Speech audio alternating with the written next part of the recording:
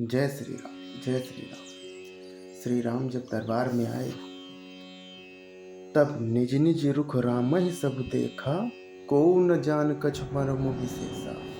भली रचना मुनि नृप सन कही, राजा मुदित महासुख लही। सब ने राम जी को अपनी अपनी ओर ही मुंह किए हुए देखा, परंतु इसका कुछ भी विशेष रहस्य कोई नहीं जान सका। मुनि ने राजा से कहा कि रंगभूमि की रचना बड़ी सुंदर है।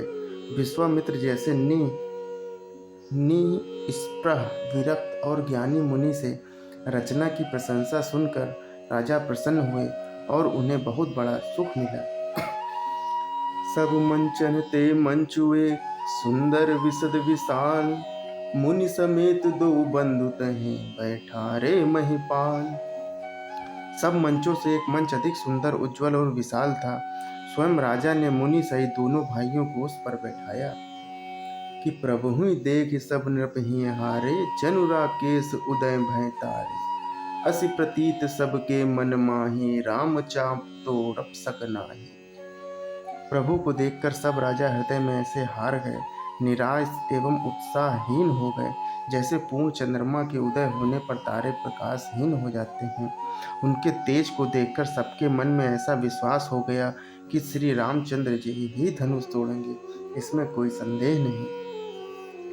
बिनु भंजेहु भव धनुष विशाला, मिलहि सिय राम और माला।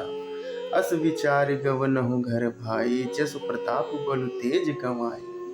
इधर उनके रूप को देखकर सबके मन में यह निश्चय हो गया कि शिव जी के विशाल धनुष को जो संभव है कि ना टूट सके, बिना तोड़े भी सीता जी श्री रामचंद्र जी के गले में ही जयमाल डालेंगी, अर्थात दोनों तरह से ही हमारी हार होगी और विजय श्री रामचंद्र जी के हाथ रहेगी। यूँ सोचकर वे कहने लगे कि हे भाई, ऐसा विचार कर यश प्रताप बल और तेज गंवाकर अपने अपने घर चलो। विह से अपर भूप सुनि बानी, जे अविवेक अंध अभिमानी। तोरहि धनुष ब्याहु अब गावा, बिन तोरे को कुंवर बिहावा। दूसरे राजा जो अविवेक से अंधे हो रहे थे और अभिमानी थे, यह बात सुनकर बहुत ही हंसे। उन्होंने कहा कि धनुष तोड़ने पर भी विवाह होना कठिन है, अर्थात सहेज ही में हम जानकी जी को हाथ से नहीं जाने देंगे, फिर बिना तोड़े तो राजकुमारी को ब्याह ही कौन सकता है। एक बार कालो किन हो, सिय हित समर जितब हम सो। यह सुनी अवर महिप मुस्काने, धर्मशील हरि भगत सयाने। काल ही क्यों न हो, एक बार तो सीता जी के लिए उसे भी हम युद्ध में जीत लेंगे। यह घमंड की बात सुनकर दूसरे राजा जो धर्मात्मा हरि भक्त और सयाने थे मुस्कुराए कि सिय विवाह राम गर्भ, दूर कर नपहन के, जीत को सक संग्राम, दशरथ के रनु बांकुरे। उन्होंने कहा, राजाओं के गर्भ दूर करके जो धनुष किसी से नहीं टूट सकेगा, उसे तोड़कर श्री रामचंद्र जी सीता जी को ब्याहेंगे।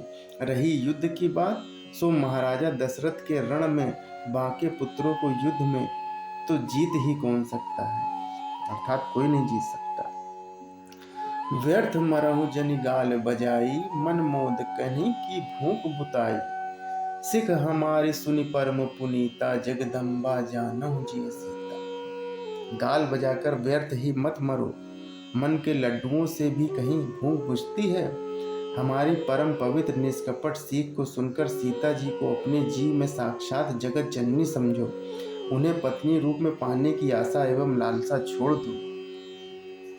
जगत पिता रघुपत ही विचारी, भरी लोचन छवि लेहु निहारी। सुंदर सुखद सकल गुण राशि, ए दो बंधु संभोर वासी। सुधा समुद्र समीप बिहाई, मृगजुल निरख मरहु कत धाई। करऊं जाई जा जा कहूँ जो भावा, हम तो आज जन्म फल पावा। अस कहीं भले भूप अनुरागे, रूप अनूप विलोकन लागे। देखहि सुर नभ चढ़े विमाना, बरसहि सुमन करहि कल गाना। और रघुनाथ जी को जगत पिता परमेश्वर का विचार कर नेत्र भर उनकी छवि देख लो, ऐसा अवसर बार बार नहीं मिलेगा।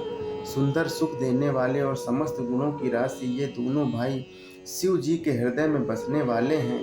स्वयं शिव जी भी जिन्हें सदा हृदय में छिपाए रहते हैं, वे तुम्हारे नेत्रों के सामने आ गए हैं। समीप आए हुए भगवत दर्शन रूप अमृत के समुद्र को छोड़कर तुम जगत जननी जानकी जी को पत्नी रूप में पाने की दुरासा रूप मिथ्या मृग जल को देखकर दौड़कर क्यों मरते? फिर भाई, जिसको जो अच्छा लगे वही जाकर करो। हमने तो श्री रामचंद्र जी के दर्शन करके आज जन्म लेने का फल पा लिया है। ऐसा कहकर अच्छे राजा प्रेम मग्न होकर श्री राम जी का अनुपम रूप देखने लगे।